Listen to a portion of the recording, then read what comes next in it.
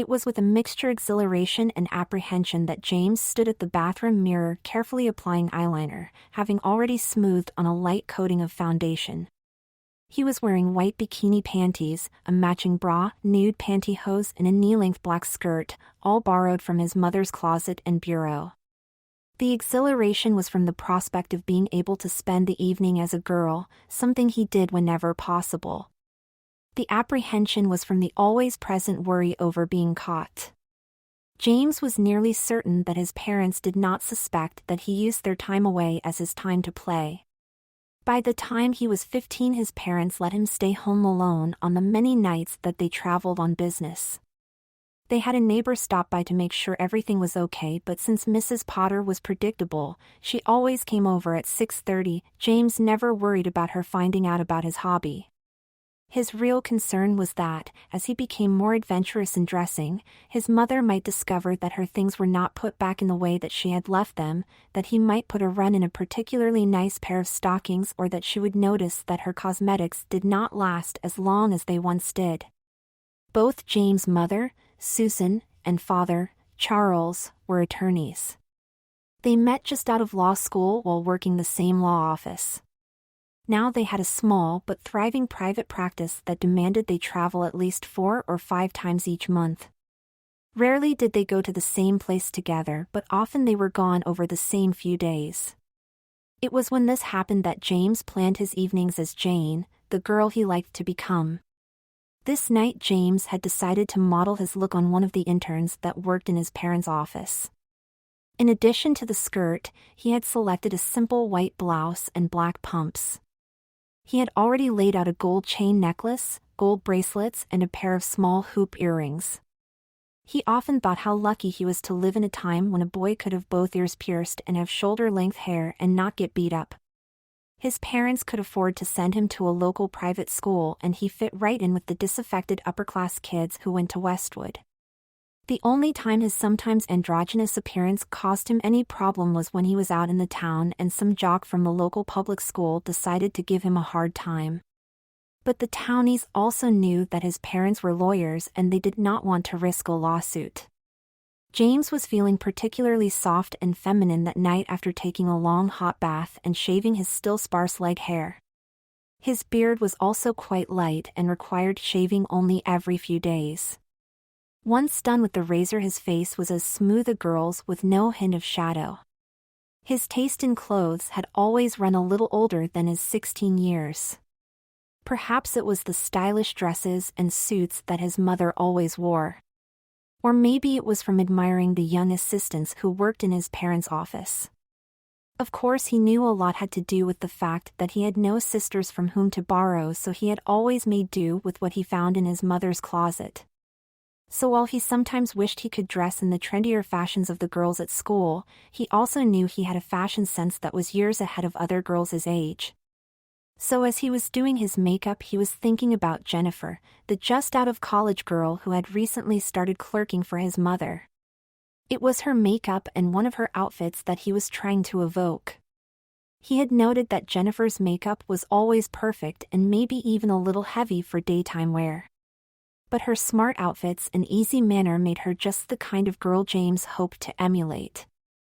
James was lost in his reverie when his stomach seemed to drop to the floor as he heard the front door open and close. It couldn't be Mrs. Potter, she had already been by. It could only be one of his parents. But his mother was in Los Angeles until Monday and his father was not due back until tomorrow, Saturday, night. They both had come home early before but had always called first to let him know. Who could it be? More importantly, how could he hide? James knew that in order to get to his room he would have to go down the hall. It was only a short distance, but in their modern house the upstairs area was exposed to the downstairs. Could he possibly make it? Quickly he gathered up the makeup, knowing that he would have to carefully replace it on his mother's vanity later. He then peeked out the door and saw that the coast appeared to be clear, no one was in the downstairs entryway and the hall to his room seemed empty. He was somewhat grateful that he was wearing stockings and that he could get to his room without making any noise. Sucking in his breath, James made a break for his room, only about 8 steps away. At step 7 he stopped in his tracks. His father was standing by his bed holding the blouse he had intended to wear. On hearing the rattle of the makeup in James' hand, Charles looked up to see his now terrified son standing frozen in the doorway. James. I'm home early. Yes, Dad. I see. You usually call, said James with obvious terror. I know. I guess I just forgot. It was a very stressful meeting. I'm sorry to catch you like this. I guess we have some things to talk about. Oh, Dad.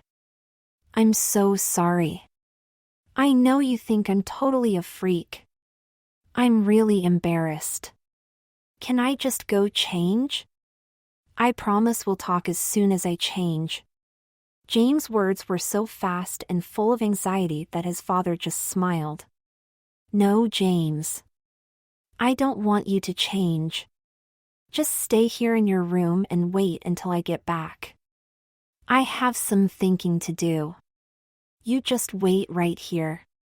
His father spoke calmly enough that some of the tension eased out of James. This enabled him to get over to the bed and sit down as Charles left the room. James could hear the door of his parents' room quietly close. Oh no, thought James. He's really mad. James knew that his father almost never raised his voice when he got angry. In fact, his father was known in the courtroom for his ability to control his emotions and be a calm, quiet presence in the middle of volatile situations. The more tense the situation, the softer Charles's voice would become. And when he told James to wait right here, his voice was barely above a whisper.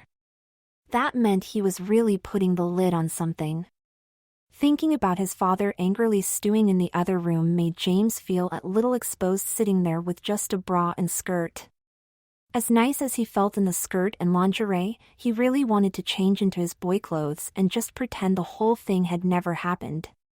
But his father had told him not to change and he thought it best not to disobey. So the only thing to do was to put on the blouse. After buttoning the blouse, James slipped on the simple black pumps that were sitting beside the bed. Putting on his shoes was almost a reflex action, done to complete the outfit. James laughed at himself for doing that, thinking that it was both silly and probably the last time he would be dressed as a girl. By the time an hour had passed, James was starting to get really worried. Why hadn't his father come out of his bedroom? At one point he had heard the shower running, but that had been 45 minutes ago. His father must be doing some serious thinking. James was nervous as a cat, pacing his bedroom and alternately sitting on his bed or at his desk. He had tried to read, but that was impossible. Every few minutes he would get up and peek out the door to see if his father was coming. Just as he was about to go and see if his father was all right, he heard his parents' bedroom door click open. At the sound of the door opening, James ran to his bed, unconsciously smoothed his skirt and sat down. His heart was pounding as he waited for his father to appear. When Charles finally appeared, James' heart almost stopped. His father walked in James' room wearing a tailored gray suit, a woman's suit. In fact, the suit his father was wearing was one that James had seen in his mother's closet and had always wanted to wear. But it looked so expensive that he didn't dare try it on. He suspected that it must be brand new since he had not yet seen his mother wear it. His father paused as James, wide-eyed, tried to take it all in. His father looked, well, fabulous. The suit was a fine wool gabardine with a skirt that came just to the knee and a fitted jacket with 4 buttons. Under the jacket, Charles wore an off-white silk blouse accessorized with a double strand of pearls. The suit was complemented by sheer stockings that had just a touch of gray and round-toed 2-inch black pumps with a block heel. His father's dark brown hair was now shoulder-length and perfectly styled with a beautiful wave that broke across his forehead. And James could hardly believe how lovely his father's face looked. The makeup was impeccable, as if his father had just come from a department store makeup counter. At his son's stunned reaction, Charles broke into a smile and said, "Well, what do you think?" The voice that James heard was definitely his father's, but softer, higher, feminine. Without thinking, James responded in the feminine voice he had developed for Jane. "I think look, lovely." "Dad," James replied. "Oh, James, I'm sorry if I scared you earlier. I guess there are several things we need to talk about. First, when I'm dressed like this, I guess it doesn't really fit for you to call me Dad. Why don't you call me Trisha? Or better, Aunt Trish. Trisha is the name I use when I dress like this." "Okay, Aunt Trish," James said haltingly. "What is going on here?" He thought. "My father, the big-time lawyer, is telling me to call him Aunt Trish." For a moment he forgot that he also was dressed in a skirt and blouse until Aunt Trish said, "And I guess that James might not be appropriate for you, dressed as you are. What shall I call you?" "I kinda like the name Jane." "Well then, Jane, let's go downstairs to the living room so we can talk. But first, I think you should go finish putting on your makeup and fix your hair." With a knowing wink, Trisha said, "I'm sure you know how. I'll go down and fix us some tea." With that, Trisha got up and headed for the door, leaving a bewildered Jane, sitting on the bed. From the top of the stairs, Trisha called out, "Hurry along, sweetheart, we have a lot to talk about." Jane stood up, gathered up the makeup from the bed and headed back to the bathroom to finish up. A million thoughts were racing through his head. Does Dad do this a lot? Does Mom know? Why have I never seen him dress like this? With trembling hands, Jane finished applying his makeup. With foundation and eyeliner complete, she gently brushed on a light pink eyeshadow over his upper lid and complemented it with a more dusty rose shade on his lower lid. Then a light blush and a careful application of brownish-red matte lipstick to finish his face. Hair was last, and since Jane had long ago become adept at changing his long hair into a feminine style with skillful use of a curling iron and hairspray, she was done quickly. About 15 minutes after Aunt Trish had gone downstairs, Jane was putting on his earrings and heading downstairs. Still lightheaded from all of the excitement and nervousness, Jane held tightly to the railing as she descended to the living room. Hearing him come down the stairs, Trisha called from the kitchen, "Just sit on the sofa, honey, and I'll be right in." Moments later, Trisha came into the living room with a tray on which sat a teapot, 2 china cups, a sugar bowl and a small pitcher of milk, which she carefully set it on the coffee table. Jane was amazed at how graceful and feminine his father was. Smoothing his skirt as she sat on the edge of the couch, Trisha crossed his ankles and let out a soft sigh. Trisha took Jane's hands in his, and for the first time Jane noticed that Trisha had nicely tapered nails and was wearing a soft pink nail polish. Surely Dad's hands didn't look like that when he got home, thought Jane. Trisha paused and said, "Now, James." "I mean Jane. I'm sorry, your new name will take some getting used to. I want you to know from the start that I'm not at all angry with you. Surprised, yes, but not angry. As you can see, I too like to dress as a woman." With a laugh that was almost a giggle, she continued, "I knew I would have to tell you someday. I just didn't imagine it would be like this. In a way it's easier because I know that you understand." "I think I understand. I mean, I knew that I wasn't the only boy who liked to wear girls' clothes. But I had no idea that my father did too. How long have you been dressing like a woman, Aunt Trish?" Jane was amazed at how comfortable he was becoming. Aunt Trish seemed so easy to talk to, easier to talk to than Dad. "Well, dear, I've been dressing since I was a little younger than you. I used to borrow your Aunt Judith's clothes. She and I were about the same size when I was your age. Eventually she found out and helped me get some of my own things and learn how to be a girl. But your grandparents never suspected. I couldn't imagine having this conversation with them. Does Mom know?" That was the question that had been on Jane's mind almost from the first time he saw his father dressed as a woman. His mother must suspect something since it was obvious that both he and his father were wearing her clothes. Yes, of course she knows. She's known about my little hobby since before we were married. At first she didn't know what to make of it. But since she already knew that I was both a good man and a good lawyer, she quickly accepted that it was part of who I am. I know that I am very lucky to have your mother since not many wives would be as understanding. So Mom doesn't mind you wearing her clothes? Smiling, Tricia said, of course she minds. I'm about a full size bigger than your mother and would probably damage her clothes. But what about that outfit you've got on? Almost as soon as he asked the question, Jane knew the answer. The skirt and jacket and blouse, and presumably the shoes and stockings and whatever else his father was wearing underneath, must belong to him. Why, this is my outfit, Jane, replied Tricia, confirming Jane's assumptions. I have a closet full of clothes. Oh, I can wear a few things of your mother's and she can wear some of my stuff. We buy the same size panties and pantyhose, for instance. But we each have mostly separate wardrobes. Mine just happens to include both men's and women's clothes. Suddenly it dawned on Jane why not everything he tried on from his mother's closet and drawers fit him, why some of the shoes were just right and some were a little small, and why some of the bras were a 36B and others a 34B. It must be because the clothes that didn't fit actually were his mother's while all the things that did fit were his dad's. All this time he had been borrowing his father's clothes and didn't even know it. So what you're saying is that all the pretty dresses and skirts and other things I've been wearing for the last year or so have been yours? Yes. A few times I suspected that someone was moving my stuff around. But I just thought it was your mother. Once or twice the thought crossed my mind that it might have been you. But if I confronted you on it, I would have had to come clean myself.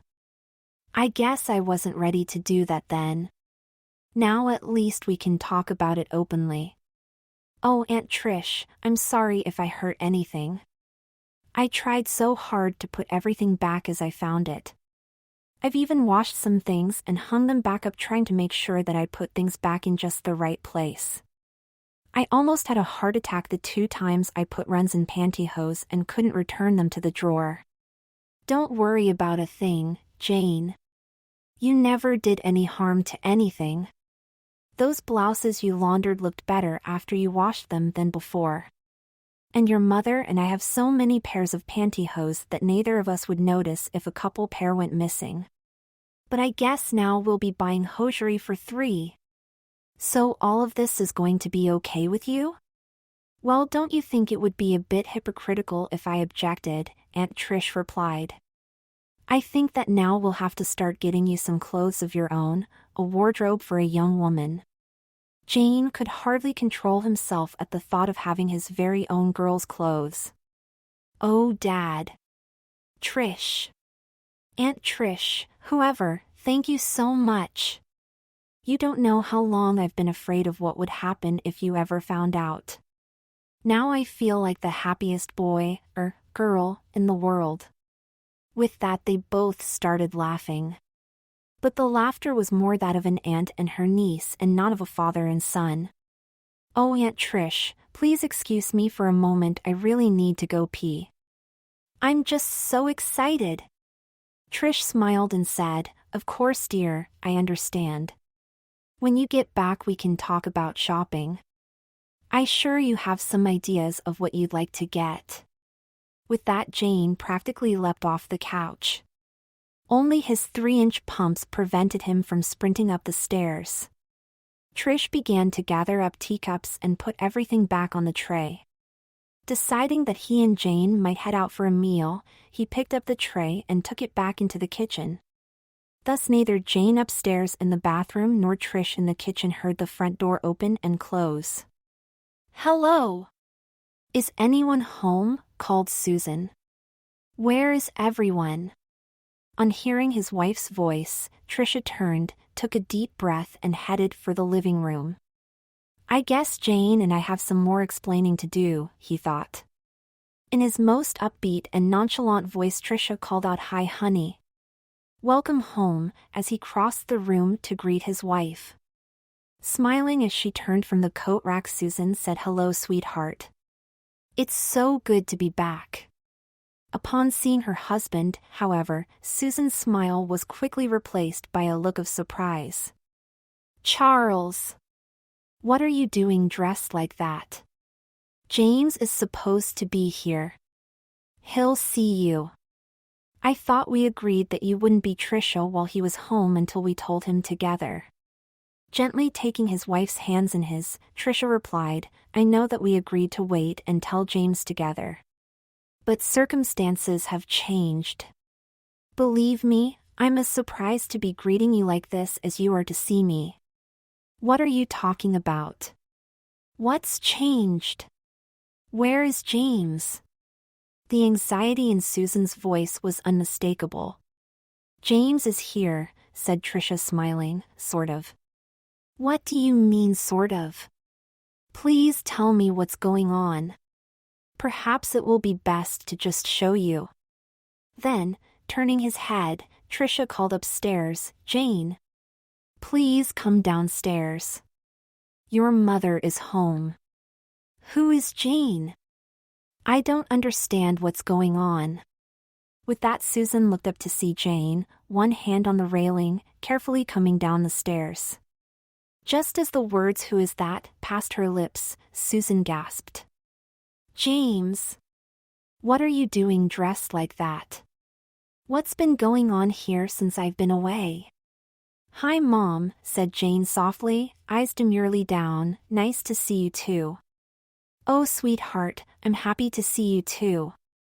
But please, will someone tell me why both of the men in my house are standing here looking far prettier than I do right now?" At that, the tension seemed to break. Both Trisha and Jane could not help laughing, and eventually Susan joined in. "It's so much to take in. James, I know all about your father. But what's going on with you? Did your father have anything to do with this?" "No, Mom. Don't blame Dad. Can we just go sit in the living room so we can talk about it?" "Of course, dear. It's just so much to take in." "Let's go sit down," Susan said, as she headed for the couch. Jane followed right behind and sat next to her. Trisha asked Susan if she'd like a glass of wine and, without waiting for a reply, walked into the kitchen. "I suppose you know that your father likes to be called Trisha when he's dressed like that," said Susan. "And I heard him call you Jane. Is that your girl's name?" "Yes, Mom. But you don't have to use it if you don't want to." With a smile, Susan replied, "Well, dear, I guess I don't have much choice. It seems that the two of you have accepted the situation. I suppose I will too. But could you please kind of go back a bit for me? Tell me how all of this came about. Have I been so out of touch that I didn't know that your father knew about you and your dressing?" "No, we just found out about each other today. I was getting dressed up when Dad came home unexpectedly and caught me. Then he told me to wait in my room. An hour later he showed up looking like that. I think we were both a little confused and surprised." "I can imagine. So we've just been sitting and talking and then you came home. I've been telling Aunt Trish, that's what Dad asked me to call him, that I've been dressing up for a couple years. But I always thought that I was secretly wearing your things. But he told me that mostly I've been wearing his. Yes, I think you are probably closer to his size than mine. Anyway," continued Jane somewhat shyly, "he told me that he thinks I should get my own girl clothes. So the two of you have all this worked out, eh? I must admit that you do look very nice. You obviously have been doing this for a while. I would have thought that your father had helped you out." Your makeup and hair look so nice and your outfit is very well put together. Blushing, Jane said, "Thanks, Mom. I always try to look as nice as possible." "Well, sweetheart, you do a very good job. And I think Trisha is right. You do need to get your own clothes. We can't have you sneaking around our closets now that we know all about you." At that, Jane seemed to light up. "Oh, thank you, Mom. When Dad first caught me, I thought this was the worst day of my life. Now it seems like one of the best."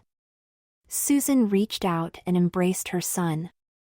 "Oh, Jane, you know your father and I love you very much. There is nothing you could do that would make us think you were anything less than wonderful." Just then Trisha came back from the kitchen with a wine glass in one hand and a teacup in the other. "I guess things are okay with you too.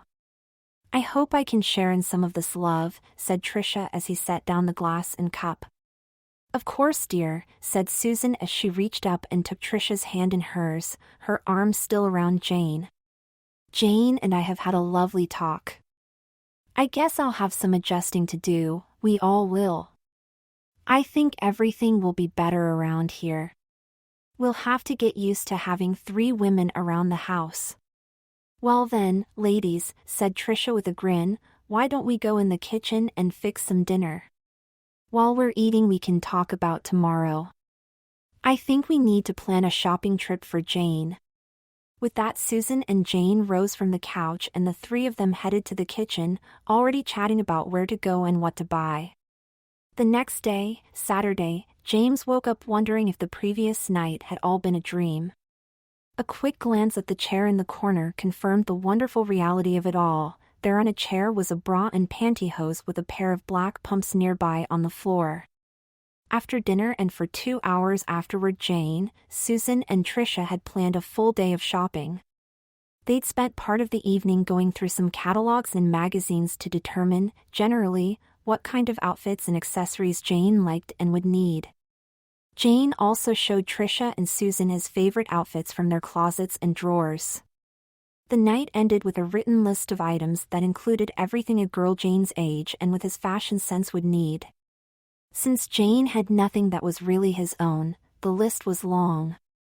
It included underthings like panties, bras and slips, hosiery such as pantyhose, tights, and girls' socks, dresses, skirts, blouses and tops, and several pairs of shoes including low-heeled casuals, dressier high heels and a pair of girls' sneakers. There was also time set aside for a trip to the Clinique counter for a color analysis and makeover. They had decided on Clinique since that was the preferred makeup of both Susan and Trisha and had become by default the choice of Jane as well. Jane would also need necklaces, earrings, and other jewelry plus barrettes, scrunchies and clips for his hair. It would certainly be a long day of shopping for sure, a day made even longer by their decision to go to a shopping center almost 90 minutes away. Susan and Trisha explained to Jane that it was where they went when Trisha went shopping for himself because it was far enough away that no one would recognize Trisha even if he was read as a crossdresser. It was also decided that it would be Charles who went rather than Trisha. Both Susan and Charles agreed that it would be more comfortable for Jane to appear to be a young woman shopping with her parents. That way Charles could play the part of the put-upon husband and father whose job it was to pay the bill and carry the bags while mother and daughter conspired to run him into debt. As James was replaying last night's events, his mother knocked softly on the door then opened it. "Time to get up, dear. It's going to be a special day. Come downstairs for some breakfast and then shower. Then we'll get you ready for your first day out as Jane." Susan gave James a little wink as she closed the door. James quickly got out of bed, threw on his bathrobe, hopefully to be replaced today by a more feminine one, and went downstairs. When James entered the kitchen, Charles looked up from his paper and said, "Good morning. How did you sleep last night?" Having spent more time with Aunt Trish than with Dad in the last 24 hours, it took James a moment to adjust to the man sitting at the table. Charles looked just like any other suburban husband and father on his day off. Dressed in casual chinos and a polo shirt with a pair of comfortable loafers, no one would have guessed that he also looked very nice in a skirt suit and heels. I slept really well, Dad. Once I calmed down anyway. I was pretty excited by all that went on last night. I imagine you were. I hope today is exciting for you as well. I have to confess that I wish I could have had a shopping spree like you when I was your age. I guess that must be pretty strange coming from your old man. Well, it must have been pretty strange for you to find your son in a skirt and blouse. I'm still not sure I really believe all this is going on. Just then Susan entered saying, well, both of you better believe it. We have a lot to do today, so hurry up and eat so we can get you ready. Susan paused while James went to get a box of cereal before continuing, that is, if you still want to go through with this. James quickly replied, I'm kinda nervous, but I think I'm up to it. With a light-hearted tone Charles added, and I want our son to stop borrowing my clothes. So I guess we're committed. James hastily downed a bowl of Frosted Flakes and then hurried to the bathroom to shower. His mother had told him to come straight to the master bedroom when he'd finished showering, so he slipped on the bra and panties his father loaned him, cinched his robe and headed down the hall. Come on in, dear, and tell me if you like what we've picked out for you today. Your father and I talked last and thought that we'd suggest an outfit for you. You don't have to wear it, but we thought we'd put something together that would be comfortable and would not draw an unwanted or unnecessary attention to you. We know the kinds of cruising for boys outfits girls your age wear to the mall and thought that would be the exact wrong way to go on your first outing. Also, you'll be trying on a lot of clothes today, so we picked out something that would be easy to get in and out of quickly. Anyway, come here and see.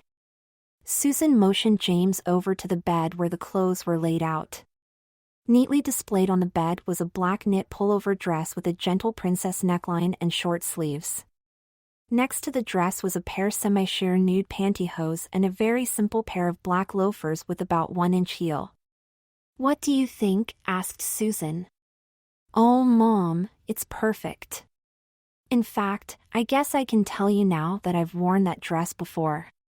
And with black tights, replied James, a little sheepishly, but the shoes are new to me. Your father and I thought you'd like this dress based on the things you showed us last night. With a little conspiratorial whisper Susan added, and it's one of Tricia's favorites too. At that James suppressed a little giggle.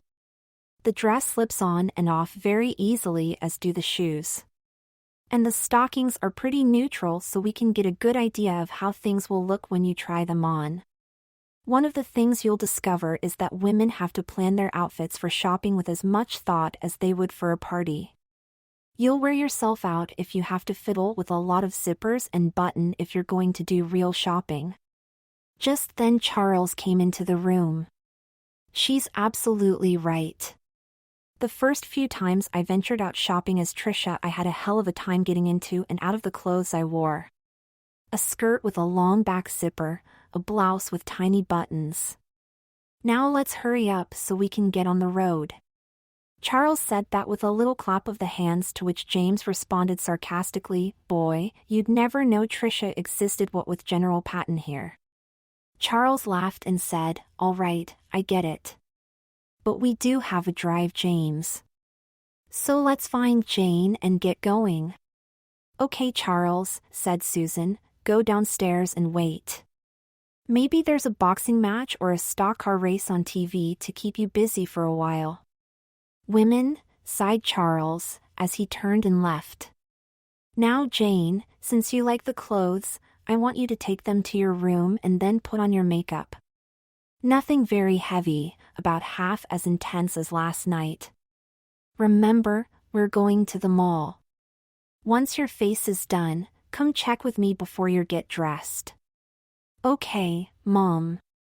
Can help myself to the stuff on your vanity? Yes, take what you need, sweetheart. But hurry, she said with a wink, your father won't wait all day.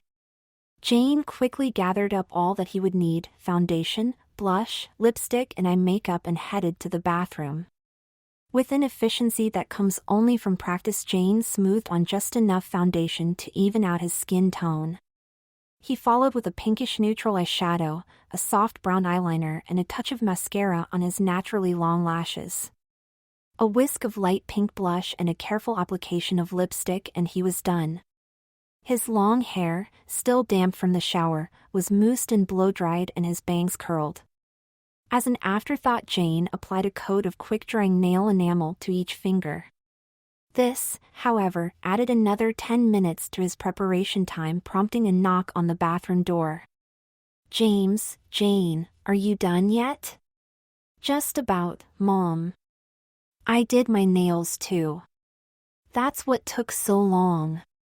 Just come on in and check me out." Susan opened the bathroom door and gasped just a little when she saw Jane. "Jane, I must say, you look wonderful. It's clear that you've been practicing. I think you look cuter than you did last night, more like a 16 or 17-year-old than a girl in her 20s. Jane blushed a little at the compliment. "Thanks, Mom. I don't always try to look like one of your law clerks." "Well, right now you look just your age and perfect for our shopping trip. Now go get dressed and I'll get you some jewelry. How about a pair of small hoop earrings and my gold locket?" "That would be great, Mom. And could I wear one of your watches or one of Dad's, I mean one of Trish's?" "Of course, dear, and I'll get some a bracelet too." "Mom, I still can't believe how great you and Dad are being about all this. I really love you guys." "We love you too, James. That's why we're doing this. Your father and I know too well that cross-dressing isn't something that goes away. We've talked quite a lot about it and think that it's better to help you now than for you to go through a lot of problems later. We just hope that you'll use good judgment about when and where and how often to dress up. That's something that your father can help you with, if you'll let him." "I really want him to. After all these years, I've finally found something that we can do together," said James with a grin. "And Dad always thought that I wasn't interested of the things he likes. Now he'll stop asking me to work on the car or learn to play golf." "I suppose you're right. But now you have another father-son activity to bring you together. Now hurry up and finish. I'll put your clothes in your room." "Thanks, Mom, for everything." "Oh, you're welcome, sweetheart," said Susan warmly and with a kiss on James' cheek. "Now just come downstairs when you've dressed." "Okay. I'll be there in just a few minutes," said James as he followed his mother out of the bathroom and headed down the hall and into his room. He sat on the edge of the bed, picked up the pantyhose, rolled up the legs and guided them up his legs. After adjusting the waist, he reached inside to tuck everything up and in, giving him a smooth front. "How amazing," he said to himself, as he checked himself in the mirror. "Here I am in my room with the door open and Mom and Dad in the house, and I'm standing here in panties, a bra, and pantyhose, and Mom has helped with my makeup. Only yesterday I was trying to keep all this a secret and now they're taking me shopping for a girl's wardrobe." At the thought of it he giggled and sighed and was startled at how girlish he sounded. He also thought that he looked pretty girlish, and that was just fine. It took only a couple more minutes to slip on the dress and put on earrings, watch, bracelets and necklace. The low-heeled loafers completed the outfit. Jane did a quick twirl and noticed how nicely the dress flared out and how sensuous it felt against his nylons. He must have been lost in his feminine thoughts, looking at himself from every angle in the mirror, because the next thing he knew his father was standing at the door. "Come on, princess, we have a schedule to keep," said Charles with a grin. "Oh, and here's your purse. I've put everything in it that you'll need except your lipstick. Grab that and come on down." Jane put his hand on his hip and said with exaggerated teenage angst, "Yes, Daddy." At that they both started to laugh and Charles said, "From sullen son to drama queen daughter. I think things have gotten a lot more interesting around here." Charles extended his hand, and for the first time since he was a little boy, father and son walked hand in hand and into a new life.